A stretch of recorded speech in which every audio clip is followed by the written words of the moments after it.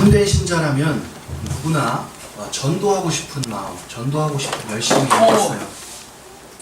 나의 가족을 전도하고 싶고 또 나의 친구를 전도하고 싶어져요. 그것은 구원을 받은 사람들의 마땅한 반응입니다. 전도를 잘하고 싶은 사람들에게 오늘 성경은 기독교 역사상 가장 강력하고 놀라운 전도의 열매를 보여주고 우리들에게도 전도하고자 하는 그 열심에 대한 동기를 부여하고 권면하고 있어요. 오늘 우리는 이 놀라운 기적 앞에서 우리의 태도를 점검하고 삶 속에서 전도의 열매를 맺는 열심을 내고자 합니다. 우리 39절을 한번 다 같이 읽겠습니다. 같이 읽습니다. 시작. 이 약속은 너희와 너희 자녀와 모든 먼데 사람 곧 우리 주 하나님이 얼마든지 부르시는 자들에게 하실 것이라. 여러분, 이 39절의 핵심은 하나님이 그것을 하신다는 것입니다.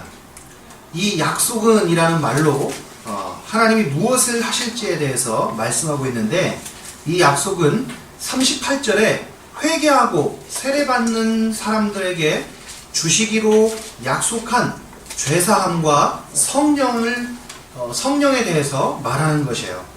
즉 그러니까 구원은 죄사함을 받고 성령을 선물로 받는 것을 말해요. 죄사함과 성령을 선물로 주는 약속을 통해서 우리가 알 수 있는 것은 구원의 계획이에요. 무엇으로부터 구원할 건지, 또 무엇을 통해서 구원할 건지, 무엇을 주실 것인지에 대한 계획이 있다는 거죠. 하나님께서 이렇게 구원의 계획을 세우셨어요. 그것을 약속이라는 형태로 우리에게 제시하셨는데 그것을 우리가 복음이라고 부릅니다. 이 약속을 이루기 위해서 독생자를 세상에 보내시고 우리의 죄를 대속하셨습니다. 이것을 구원의 성취라고 불러요. 우리 가운데 누군가가, 우리 정의가 구원을 성취하고, 정의가 자신의 구원을 위해서 자신이 구원을 성취하는 것이 아니라 하나님께서 나 자신의 구원을 위해서 하나님께서 구원을 성취해 주셨다는 말이에요.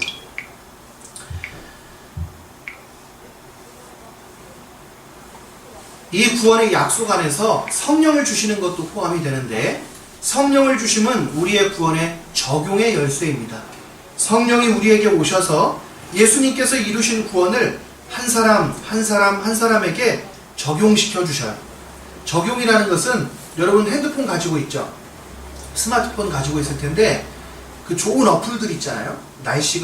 내일 날씨가 어떻게 될 건지 뭐 이런 것도, 길 안내를 해주는 내비게이션도 어플이에요. 그 어플을 핸드폰에 내려받아 가지고 설치하잖아요. 그것을 적용이라고 해요. 영어 단어로는 그게 적용이에요. 그러니까 오늘 하나님께서 만드신 구원, 그 구원을 나의 삶에, 나의 마음에 내려받아 주시는 거예요. 내려받아 가지고 설치해 주는 거예요. 하나님의 구원이 아무리 좋더라도, 하나님이 만드신 구원, 예수님께서 이루신 구원이 아무리 훌륭하고 아무리 좋고 아무리 유익하다고 할지라도 그것을 내 삶에 가져오지 못하면, 그것을 내 인생에 가져오지 못하면, 그것을 나에게 가져오지 못하면 그것은 뭐예요? 그림의 떡일 뿐이에요. 그건 좋을 뿐이에요. 내 것이 아니죠. 그러나 성령 하나님께서 구원을 주실 자에게 그 구원을 내려받아 주세요. 내려보내 주시고 설치해 주시는 거예요. 그래서 내 것이 되게 만들어요. 그래서 하나님께서 구원을 주실 자에게 죄사함과 성령을 선물로 주시는 거예요.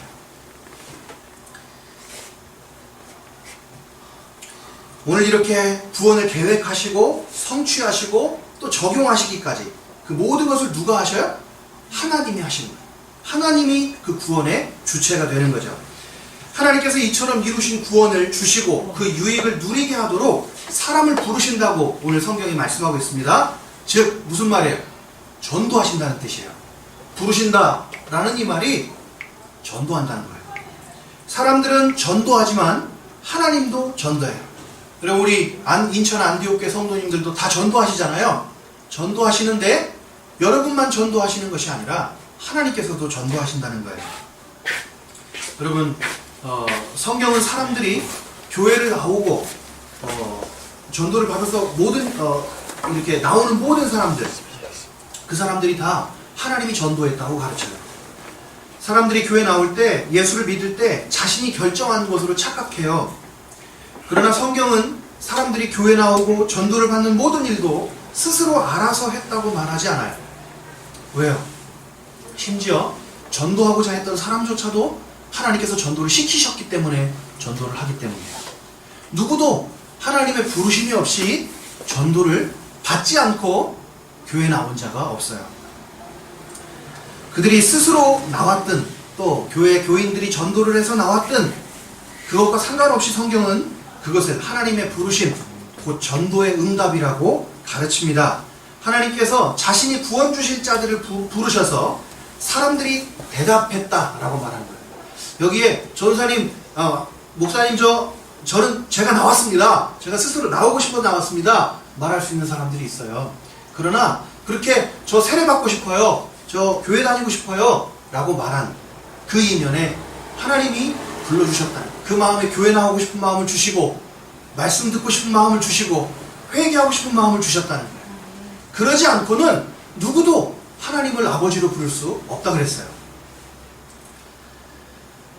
퍼거슨이라는 아주 유명한 신학자가 있어요.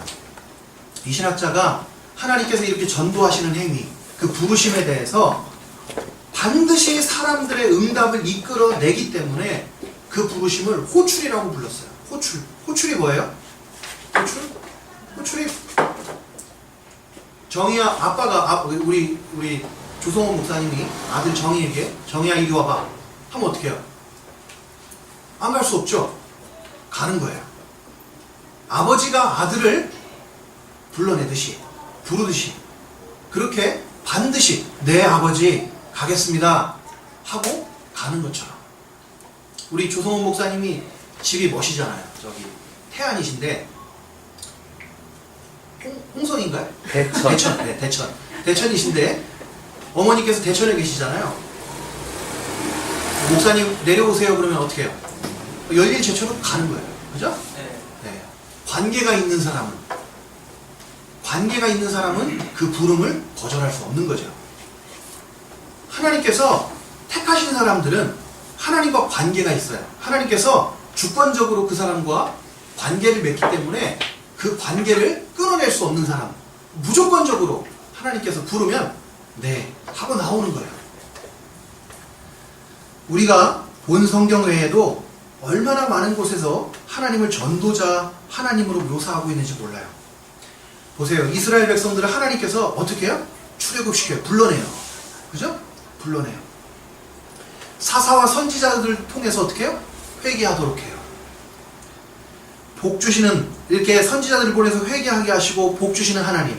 모든 성경이 하나님을 전도자라고 가르치고 있어요. 무엇보다도 누가 전도하셨어요? 하나님께서 예수 그리스도를 이 땅에 보내셔가지고 전도시킨 거예요. 내가 택한 사람들을 불러내고 그들에게 복음을 가르치도록, 복음을 전하도록 예수 그리스도를 보내셨어요. 예수 그리스도가 전도자셨어요. 여러분이 진정으로 열매 맺는 전도를 하고 싶다면 하나님이 전도하시는 그의 열심을 의탁해야 돼요. 그분의 전도하심에 붙들려야 돼요. 그의 전도에 기초하는 전도가 좋은 전도예요. 하나님 아버지의 구원하는 열심이 없이는 누구도 구원을 얻을 수 없기 때문이에요. 우리 중에 누구도 얼마나 큰 열심을 가지고 열정을 가지고 구원을 소망한다고 해도 내가 구원을 소망한다고 해도 또 강철 같은 의지를 가지고 구원을 위한 열심을 내어도 성령 하나님의 열심을 능가할 수 없어요. 그분의 열정을 능가할 수 없어요. 우리는 때로 우리의 전도가 우리의 열심을 가지고 된다고 생각해요. 그렇지 않습니다. 전도를 열매 맺도록 하시는 분은 하나님 아버지셔요. 하나님의 구원하는 의지와 열심이 없이는 누구도 전도의 열매를 맺을 수가 없습니다. 여러분, 그것이 전도의 비결이에요. 여러분, 전도를 가장 잘하기 위해서는 뭐 해야 돼요? 기도해야 돼요. 하나님께 부탁해야 돼요. 하나님께 간구해야 돼요. 전도해달라고, 하나님 전도해 주십시오, 하나님 불러주십시오 라고 기도해야 돼요. 그러니 전도하는 자들은 기억해야 합니다. 전도의 열매의 보증은 하나님의 전도예요. 나의 열심이 아니에요. 우리가 전도하기 이전에 하나님 아버지께서 구원을 주기로 작정한 자를 전도하려는 가장 열정적인 전도자는 성령 하나님이심을 기억해야 돼요. 이 사실은 우리가 가만히 손 놓고 전도하지 않고 가만히 손 놓고 있어도 전도가 된다는 말을 하는 것이 아니에요. 전도하려는 자들에게 실망치 말라는 말을 하고 있는 거예요. 우리가 전도하면서 지칠 수 있어요. 저희 어머니께서는 37년째 저희 아버지를 전도하고 있거든요. 근데 아직도 전도가 안 돼요. 얼마나 지쳤겠어요. 같은 일을 계속 반복해야 되고, 저희 아버지가 처음에는 어머니가 전도하면 밥상을 던지셨어요. 이렇게 집 밖으로 던져버리시고, 때로는 폭력도 사용하시고, 입 밖에도 못 내밀게 하셨어요. 예수 믿자고는 말을. 37년이 이제 되니까, 한 35년쯤 되니까 하나님께서 아버지를 반항하지 못하도록 병상에 묶어두셨어요. 이제 예수 믿자는 말을 들어도 욕은 해도 손찌검 못하게 됐어요. 병상에 묶어두셔가지고 도망가지도 못하게 하셨어요. 계속 들을 수밖에 없게 만드셨어요. 어쨌든 많이 지치셔요. 저희 어머니도 온 가족이 다 지쳐요. 전도하는데 지쳐요. 그러나 기억하라는 거예요. 너만 전도하고 있는 것이 아니고 하나님이 전도하고 있다는 거예요. 아멘. 네가 수치스러운 것보다 더 많은 수치를 하나님이 당하시고 전도하고 있다는 것을 기억하라는 거예요. 아멘. 네가 하는 것보다 더 큰 열심을 가지고 하나님께서 전도하고 있다는 걸 기억하라는 거예요. 저희 어머니가 너무 힘들어가지고 아버지를 요양병원에 보내셨어요.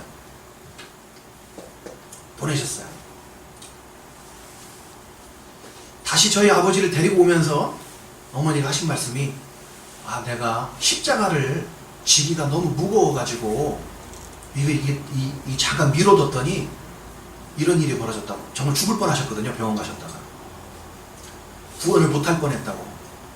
하나님 앞에 큰 죄송함과 미안함을 느끼시고 다시 집으로 데려오셨어요. 여전히 하나님께서 전도하고 계시는 거예요. 이제는 크게 저항하지 않아요. 병석에 누우셔가지고 이제는 크게 저항하지 않아요. 하나님이 계속 전도하셨기 때문에. 사랑하는 여러분, 전도하고 싶으신 이가 있어요? 힘들어요. 포기하고 싶어요. 때론 마음으로 저도 그랬거든요. 우리 아빠는 하나님이 선택한 게 아닌가 봐 라고 생각할 수 있어요. 그렇지 않아요. 몰라요. 우리는 몰라요. 저희 할머니 할아버지는 죽는 날 구원받았어요. 중풍으로 누워가지고 그때 회개하고 예수님 믿고 들어가셨어요. 몰라요. 사람. 친구. 여러분, 하나님께서 전도하신다는 말씀, 하나님께서 부르신다는 이 말씀은 여러분에게 전도하지 않아도 전도된다는 말이 아니라 전도를 하되 실망하지 말라는 거예요. 하나님이 함께 하시니까, 하나님이 너보다 더 열심히 전도하고 있으니까, 하나님은 포기하지 않고 전도하고 있으니까 포기하지 말라는 거예요. 아멘. 내가 전도하고 있는 사람을 주님도 전도하고 계시니 믿으라는 거예요. 전도될 것을 믿으라는 거예요. 아멘. 주님께서도 전도하고 계시니 나도 이 전도를 쉬지 않겠다 다짐하고 한 번 더 용기 내고 힘을 내서 말을 붙이고 부끄러움을 이겨내라는 말이에요. 전도의 성패는 주님께 달린 것이니 결과는 주께 맡기고 최선을 다해 전도하라는 거예요. 두 번째로, 우리는 베드로의 전도를 통해서 우리의 전도의 열심에 대해서 한번 생각해 보려고 해요. 40절을 보면 사도는 여러 말로 확증하여 권했다고 했는데 정확하게 어떤 이야기를 했는지는 알 수는 없지만 사도께서 복음을 전하는 자세를 본절을 통해서 알 수 있어요. 베드로가 복음을 전하면서 확증하고 권했다라고 했는데 원래 헬라 말로는 이 단어들이 확증했다, 권했다라는 말이 아니에요.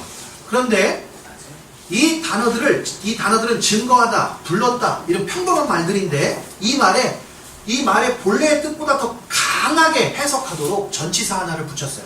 말을 하나 붙였다는 거예요. 여러분, 왜 이게 좀 상스러운 말이지만 요즘 우리 아이들이 쓰는 말 있어요. 피곤하다는 말 앞에 개라는 말을 붙여요. 개 피곤해. 이러면 엄청 피곤하다는 말이에요. 그죠? 여러분들이 자꾸 좋으니까 제가 웃기는 말 한 거예요, 그냥. 여러분, 우리말에 엄청이라는 말 있죠? 너무너무 막 이렇게. 이런 말들이 있잖아요. 그 말처럼, 우리 헬란말에도, 이 개피고네라는 말처럼 합성어를 시킨 거예요. 그냥 확 이렇게 뭐 이렇게 증거했다, 말했다, 불렀다 라는 말 앞에 전치사 하나를 붙여가지고 이 말을 반복해서 계속해서 그 말을 했다는 뜻이에요. 상대가 설득될 때까지, 상대가 그 말을 믿어줄 때까지 포기하지 않고 계속해서 설명했다는 뜻이 돼요. 여러분, 그러니까 베드로 사도의 전도하는 태도가 얼마나 간절하고 적극적이었는지를 나타내 주고 싶었던 거예요. 여러분, 처음에 한 말을 잘 이해하지 못했던 것 같으니까 그것을 더 쉽게 설명하고, 또 마음에 결단을 내리지 못하니까 반복해서 설득했던 거예요. 믿을 수 있도록 계속해서 설득했던 거예요. 여러분, 베드로가 설교하니까 몇 명이 회개했다 그랬어요? 3,000명 회개했다 그랬거든요, 성경에. 우리 읽었던 바로 다음 절에 3,000명이 회개했다 그래요. 놀라운 기적이 나타나요. 그런데 그냥 아주 인과관계가 없는, 이 베드로의 설교와 상관없이 하나님이 역사한 게 아니에요. 무슨 말인지 이해돼요? 베드로가 그냥 아무 말이나 막 그냥 이렇게 짓거려도 하나님이 막 성령을 부으셔가지고 이렇게 회개하게 되고 이런 게 아니에요. 3,000명이 회개하기까지 베드로가 반복해서 쉬지 않고 열심히 전도했단 말이에요. 아주 간절하게 설교했단 말이에요. 여러분, 어떻게든지 이들을 구원해서 죄 가운데서 벗어나게 하고 그리스도를 믿어서 천국 가게 해야 되겠다라는 의지를 가지고 간곡하게 설교했다는 거죠. 베드로 사도의 이 간절한 복음 전하는 태도는 구약의 선지자 요나와 비교하면 아주 잘 이해할 수 있어요. 요나서 3장 4절 말씀을 한번 같이 찾아서 읽겠습니다. 한번 찾아봐요. 요나서 3장 4절이에요.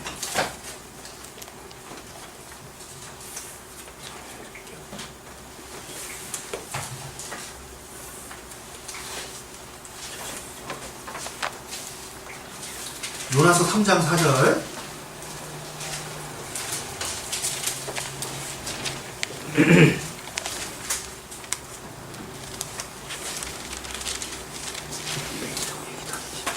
요나서 3장 4절 다 찾았어요? 네. 같이 한번 읽죠. 시작. 요나가 그 성읍에 들어가서 하루 동안 다니며 외쳐 이르되 40일이 지나면 니느웨가 무너지리라 하였더니. 여러분, 요나는 하나님께서 니느웨로 가서 그들을 회개하도록 하나님의 경고를 선포해라, 회개하라는 말을 하라고 했어요. 그런데 그 말을 어떻게 해요? 어기고 다시스라는 동네로 도망치려고 배를 탔어요. 이 다시스라는 동네가 지금 현대에도 정확하게 어딘지가 밝혀지지가 않았어요. 근데 이 말의 뜻은 땅끝이라는 의미가 있어요. 그러니까 하나님 말을 듣기 싫어가지고 땅끝으로 도망가려고 했던 거예요. 왜 도망쳤어요? 자신의 적국, 이 요나는 북이스라엘의 선지자였는데 북이스라엘의 적대국이 아수르였어요. 니느웨는 아수르의 수도였어요. 그러니까 하나님께서 그들을 구원하시겠다고 하시는데 그것이 싫은 거예요. 그래서 다시스로 도망하려다가 어떻게 해요? 태풍을 만나가지고 물고기 뱃속에 들어가죠. 그래서 3일 동안 뱃속에 있다 나와요. 죽었다 살아났는데, 이렇게 죽었다 살아나니까 마지못해 니느웨로 들어가가지고 하나님의 경고를 선포하는데 회개하라는 말을 빼요. 오늘 본문에 보면 회개하라는 말을 하지 않습니다. 뭐라고 말해요? 40일이 지나면 망한다, 이 말밖에 안 한 거예요. 이 성경을 다 읽어보면 이게 이 니느웨 성이 사흘길이거든요. 가로지를 때 사흘길이에요. 근데 하루 동안 외쳤다 이렇게 말했는데, 이 말이 무슨 말이냐면 하루 동안 지나니 하루, 그러니까 사흘길을 가야 되는데 그 중에 3분의 1밖에 안 갔는데도 온 백성이 다 회개했다는 뜻이에요. 하나님의 전도를 말하는 거죠. 이 요나 선지자는 하루 동안 그냥 이렇게 턱턱 걸어가면서 40일이 사람들에게 들릴지 안 들릴지 모르겠어요. 40일이 지나면 얘는 다 망한다고 지나간 거예요. 이게 전도하겠다는 태도예요? 네? 아니죠. 전도하겠다는 태도가 애초에 아니었어요. 한 사람이라도 구원하고 싶은 생각은 없었어요. 네가 들으려면 듣고 말라면 말아 그냥 그러고 이렇게 조용히 한 거죠. 그런데 하나님 구원하셨어요. 여러분, 마지못해 신용만 내는 전도가 있어요. 하나님 보시기에 신자의 전도는 어때요? 베드로처럼 절절 끌어야 돼요. 절절 끌어야 돼요. 그냥 듣든지 말든지 안 들으면 네 손해지 하는 마음으로 해서는 안 된다는 말이에요. 사도처럼 거부 반응을 보이는 사람들에게 그들이 잘 들을 수 있는 말들로, 그들을 설득할 말들로 계속해서 반복해서 설명하고 설득하는 노력이 전도에 필요하다는 거예요. 회개의 복음을 선포하던 사도께서 자신이 어떠한 심정으로 복음을 여러 말로 반복해서 확증하고 권면했는지를 스스로 밝힌 내용이 있어요. 베드로전서 3장 15절의 말씀인데 우리 같이 찾아서 읽어보죠. 베드로전서 3장 15절 말씀입니다. 구약의 신약이에요? 신약에 있어요. 베드로는요? 베드로전서 3장 15절 말씀입니다. 3장 15절. 네, 우리 같이 읽겠습니다. 시작. 너희 마음에 그리스도를 주로 삼아 거룩하게 하고 너희 속에 있는 소망에 관한 이유를 묻는 자에게는 대답할 것을 항상 준비하되 온유와 두려움으로 하고. 소망에 관한 이유를 묻는 자들에게 대답할 것을 항상 준비해라. 소망에 관한 이유를 묻는 자들에게 대답할 것을 항상 준비해라. 여러분, 사도는 자신이 오순절날 복음을 전하던 것처럼 주님의 제자들도 여러 가지 말들로 그들의 질문에 대답하고 확증하고 권면할 준비를 하라고 가르쳤어요. 질문이라는 것은 그래요. 여러분, 가르칠 때 질문을 받는 게 제일 어려워요. 왜요? 질문은 어떤 질문이 나올지 모르거든요. 안 그래요? 제가 이렇게 설교를 하잖아요. 질문을 받지 않는 이유가 있어요. 제가 유초등부에서 설교를 할 때 질문을 받았다가 정말 큰일 날 뻔했어요. 유초등부 애들은 그 순진하고 순수한 이 머리로 예상치 못한 질문들을 막 하는 거예요. 나는 설교해야 되는데. 여러분, 근데 오늘 사도가 뭐라고 말하냐면 사람들이 질문할 것을 미리 다 예상해서 어떤 질문이 와도 그들을 대답할 준비를 다 하는 거예요. 그만큼이나 그들을 전도하고자 하는 열심을 갖지 않으면 그 말을 준비하겠어요? 그 말을 준비하겠느냐고? 아니에요. 전도하고 싶으니까 말을 준비하는 거예요. 사도의 이 간절함은 하나님의 간절함과 닮았어요. 호세아서를 보면 하나님은 사랑의 추격자로 나와요. 남편을 배신한 간부를 찾아 다시 맞아들여 사랑하는 호세아 같은 그 간절한 사랑의 하나님의 사랑을 베드로도 품고 전했듯이 여러분도 품고 전도하라는 거예요. 여러분은 어때요? 여러분은 어떤 태도로 전도하고 있습니까?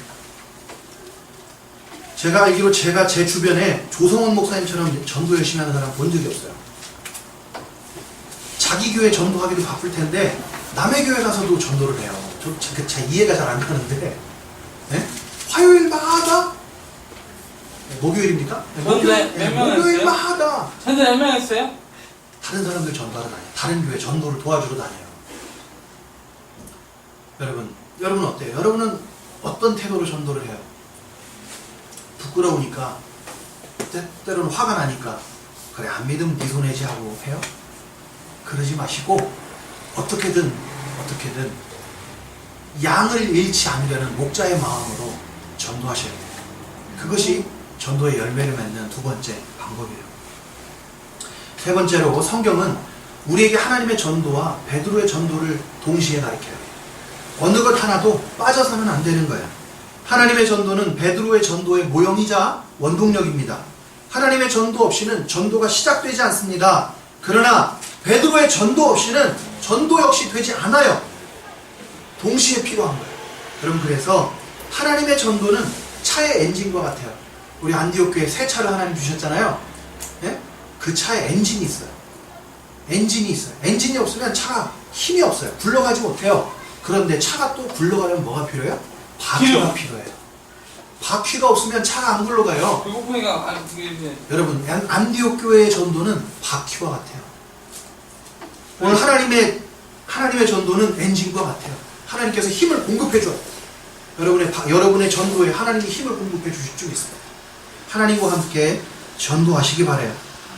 전도의 시작과 끝을 주님께 의지하고 그분의 능력을 의지하고 우리는 그분의 입술이라고 생각하고 최선을 다해서 입술의 노릇을 하는 거예요. 주님의 조수 노릇을 하는 거예요. 여러분, 조수라고 깔볼 게 아니에요. 보조하는 것이 쉬운 일이 아니에요. 수술실에서 집도하는 의사만큼이나 그 수술을 보조해주는 이 간호사들이 중요해요. 도구를 전해주는 이 사람들이 중요해요. 그거는 그 사람들 그것만 해요. 다른 일 안 합니다. 페이도 많이 받아요. 중요한 일이니까. 어떤 선생님들은 이 사람이 없으면 수술을 못해요. 다른 사람의 보조를 못 받아요. 익숙하니까. 이 사람이 익숙하게 탁탁탁탁 이렇게 해주니까. 도와주니까. 여러분도 그런 사람이 돼요. 여러분도 하나님 앞에 그런 보조하는 사람이 돼요. 여러분, 전도를 하는 일에 지치고 힘이 들어요. 전도 그 자체가 마냥 즐거울 수는 없지만 그래도 전도만큼 하나님과 함께 동행하고 동역하는 기쁨을 누리도록 만드는 일도 없어요. 전도하며 욕을 먹으면 주님이 고통당하시고 수치당하신 일들로 마음이 뜨거워져요. 또 전도가 되면 양을 되찾고 잔치를 벌이는 주인의 마음에 함께 동참하게 돼요. 마지막으로 우리는 하나님의 전도 방법이 우리 자신이라는 사실을 깨달아야 돼요. 39절을 한 번 더 보죠. 사도행전 2장 39절입니다. 이 약속은 너희와 너희 자녀와 모든 먼 데 사람 곧 우리 주 우리 하나님이 얼마든지 부르시는 자들에게 하신 것이라. 복음이 가져오는 변화는 먼저 너희 이게 뭐예요? 개인적으로 한 사람 한 사람을 가리켜요. 한 사람 한 사람. 그리고 자녀, 가족이죠. 가족. 그리고 먼 데 사람, 세계로 확산되기 시작하는 거예요. 그 모든 시작은 너희에게서 시작하는 거예요. 너희 자녀의 구원도 너희에게서 시작하고 온 세계에 먼 데 사람의 구원도 너희에게서 시작하는 거예요. 나에게서 시작하는 거예요. 여러분, 오늘 3,000명이 회개하잖아요. 3,000명의 회개는 베드로의 회개에서부터 시작한 거예요. 3,000명의 거듭남은 베드로의 거듭남에게서 시작한 거예요. 3,000명의 성령 충만함은 베드로의 성령 충만에서 시작한 거예요. 내가 변해야 이제까지 예수를 버리고 숨어버리던 사람, 불같은 성질의 사람이 이처럼 변화하여서 하나님 말씀 전하게 되는 이 모든 것이 성령님이 주시는 변화였어요. 오늘 그 변화에서 3,000명의 변화가 일어나는 거예요. 요한복음 14장 12절에 예수님은 성령이 오시면 그의 제자들이 자신보다 더 큰 일도 할 것이라고 말씀하셨습니다. 그 성령께서 일하는 방식은 나를 변화시키는 거예요. 나를 변화시켜서 내 가족을 구원하는 거예요. 자꾸 저희 집 얘기해서 죄송한데 저희 집은 저희 어머니가 처음 예수 믿었어요. 정말 예수 처음에 어떻게 교회를 갔냐면 어머니가 37년 전에 저를 낳고 산후우울증으로 시달렸어요. 산후우울증으로 시달리시다가 어느 날 이렇게 저를 안고 있는데 옛날에는 수요일이고 주일이고 금요일이고 이렇게 예배시간에 종을 쳤어요. 제가 다니던 교회도 종을 치거나 이렇게 종소리를 이렇게 확성기를 달아가지고 듣게 했거든요. 그래서 마을 사람들이 나와서 교회 나오게. 근데 이 수요 예배를 알리는 그 종소리를 어머니가 듣고는 막 눈물을 흘리다가 저를 들쳐매고 교회에 간 거예요. 저희 교회가 저희 있던 집에서 꽤 멀어요. 걸어서 1시간 정도 걸어야 갈 수 있는 동네였는데 그 종소리를 듣고 미친 사람처럼 막 뛰어가지고 저를 메고 뛰어가지고 교회를 갔대요. 그리고 교회 맨 뒷자리에 앉아가지고 포대기를 뒤집어가지고 쏘았어요. 이렇게. 그때도 그런 정신은 있었어요. 왜냐면 아무개 집에서 며느리가 교회 갔다 그러면 큰 문제가 되거든요. 시부모한테 걸려서 혼날까봐 이걸 뒤집어 쓴 거예요. 그렇게 교회를 가기 시작했어요. 박해를 무지하게 당했어요. 맞기도 많이 맞으시고, 교회 갔다 왔다고 밥상 막 던지시고, 시부모가 박해하시고, 그래도 시부모, 병수발 두 분 다, 저희 할머니, 할아버지가 다 중풍으로 돌아가셨어요. 중풍 맞아 돌아가신 시어머니, 시아버지 다 전도하고 했어요. 이제 아버지만 남았어요. 다 예수 믿고. 저희 어머니가 하나님의 부름을 받고 시작된 회개가 저희 집에 구원을 주고 아들을 목사로 만들고 했던 거예요. 여러분, 내가 변화되지 못하면 구원이 안 돼요. 전도가 안 돼요. 회개하지 못하고 옛사람을 죽이지 못하고 육체 정욕에 매여 사는 나를 바꾸지 못하면 전도가 안 돼요. 왜 그럴까요? 오늘 말씀에 분명한 이유가 나와요. 하나님께서 구원을 주신 자에게 선물로 주는 것 무엇이라고 했어요? 두 가지가 있어요. 첫째, 죄사함을 주신다고 했어요. 두 번째, 성령 주신다고 했어요. 구원받은 사람에게 이런 거 준다고 말하는 게 복음이에요. 그게 전도예요. 그런데 구원받았다는 사람이 죄를 못 끊어. 하나님께서 구원을 주신 자에게 죄사함을 주셨는데 죄사함을 받았다는 사람이 여전히 죄 가운데 있어요. 그럼 어떻게 돼요? 사람들이 구원이 없다고 생각하는 거예요. 하나님이 없다고 생각하는 거예요. 하나님께서 구원을 주신 자에게 성령을 주신다고 말씀하셨는데 오늘 그들이 자신의 삶에서 성령의 열매를 맺지 못해요. 여전히 육체의 정욕의 열매를 맺어요. 어떻게 해요? 사람들은 하나님이 성령을 선물로 주시지 않는다고 믿는 거예요. 성령이 뭐예요? 성령이 계시지 않는다고 생각하는 거예요. 성령이 뭐예요? 하나님. 하나님이 그 마음 안에 계시지 않는다고 생각해요. 하나님의 약속이 없다고 생각합니다. 하나님은 약속을 지키지 않는다고 생각하거나 하나님이 계시지 않는다고 생각합니다. 전도가 안 될 수밖에. 사랑하는 여러분, 전도하려거든 여러분이 죄를 끊어야 돼요. 여러분이 즐거워하던 세상 연락을 끊어버리고, 우리 찬송에 나오죠. 우리가 이제까지 사랑하던 세상 것들을 포기하고 하나님의 말씀대로 살아가려는 노력들이 시작할 때, 그래서 여러분들이 한 사람 한 사람 성령의 사람으로 변화되고 성령의 충만함대로 살아갈 때에 자연스럽게 되는 것이 전도. 여러분, 내가 먼저 바뀌어야 가정도 바뀌고 남의 탓할 게 없어요. 교회도 우리 교회는 이렇게 좀 변했으면 좋겠다고 생각할 수 있어요. 내가 변하면 돼요. 내가 베드로처럼 회개하고 변해야 돼요. 경쟁하기 좋아하고 분내기 좋아하던 것에서 타인의 구원에 간절한 사람으로 변했듯이 늘 자신의 이 동료들과 경쟁하면서 누가 더 높은가 경쟁하던 오늘 이 사도들에게서 그들의 변화를 보세요. 그들은 이제 더 이상 경쟁하는 사람이 아닙니다. 그들은 누군가의 구원에 간절한 사람으로 변했어요. 여러분, 가족의 전도가 제일 어렵다 그랬죠? 왜냐하면 자기의 변화를 보여주기가 어렵기 때문이에요. 내가 얼마나 변했는지가 안 보이기 때문이에요. 사실 그렇다는 것은 내가 변하기만 한다면 가능하다는 뜻이에요. 전도하고자 하는 자들은 성령 하나님께서 먼저 자신을 변화시켜달라고 얼마나 기도해야 되죠. 나를 변화시켜달라고. 나의 남편에 대한 나의 태도를 바꿔주시고 나의 아들에 대한 나의 태도를 바꿔주시고 하나님, 내 아들에게, 내 남편에게, 또 내 아내에게 변화받은 모습으로 전도할 수 있도록 은혜 베풀어 달라고 기도하셔야 돼요. 말씀을 정리하고 마칠게요. 첫 번째로 하나님의 전도를 믿으세요. 전도는 하나님께서 시작하셨고 하나님께서 결과를 주셔요. 낙심하거나 포기하지 마시고 계속 전도하시기 바랍니다. 두 번째로 베드로처럼 간곡하고 간절하게 전도해야 돼요. 결과는 주님의 최선, 과정은 우리의 최선을 각각 요구해요.